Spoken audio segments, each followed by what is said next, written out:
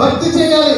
దేవుడిని దీవించాలంటే, దేవుడిని ఆశీర్వదించాలంటే నువ్వు అవివేకముగా, అనాలోచనగా, అశ్రద్ధగా, నిర్లక్ష్యంగా నువ్వు ఉన్నట్లయితే దేవుడు దీవించడు నేను, దేవుడు ఆశీర్వదించడు నేను, దేవుని కార్యాన్ని జీవితంలో చూడలేవు. అనుకుంటున్నావు, ఇంత ప్రార్థన చేస్తున్నాను, ఇంత భక్తి చేస్తున్నాను, రోజు ప్రార్థనకు వస్తున్నాను, ఉపవాసం ఉంటున్నాను, కన్నీరు కారుస్తున్నాను, ఏకీపిస్తున్నాను, సంఘంతో సేవకులతో మనసు కలుపుతున్నాను, నాకెందుకు మేలు జరగట్లేదు, నాకెందుకు కార్యం జరగట్లేదు అనుకుంటున్నావు. కానీ నీ జీవితంలో శ్రద్ధ కలిగిన భక్తి లేదు. దేవుడి మీద ఆనుకునే వ్యక్తిగా నువ్వు లేవు. నీ మనస్సు దేవుడి మీద ఆనుకోవడం లేదు. దేవుని దగ్గర నుంచి నువ్వు పొందుకోవాల్సిన దీవెనలు, మేలులు, ఆశీర్వాదాలు పొందుకోవడానికి ఒక అర్హమైనటువంటి వ్యక్తిగా నువ్వు లేవు.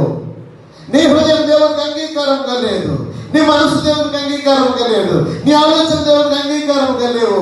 దేవుడు నిన్ను దీవించాలని, దేవుడు నిన్ను ఆశీర్వదించాలని, దేవుడి జీవితం మేలు చేయాలని ఆశించి నిన్ను చూసినప్పుడు నువ్వు అవివేకముగా ఉంటున్నావు, నువ్వు అనాలోచనగా ఉంటున్నావు. ప్రసంగి గ్రంథం 5వ అధ్యాయం మొదటి వచనం గురించి మనం గమనించినట్లయితే, ప్రసంగి గ్రంథం 5వ అధ్యాయం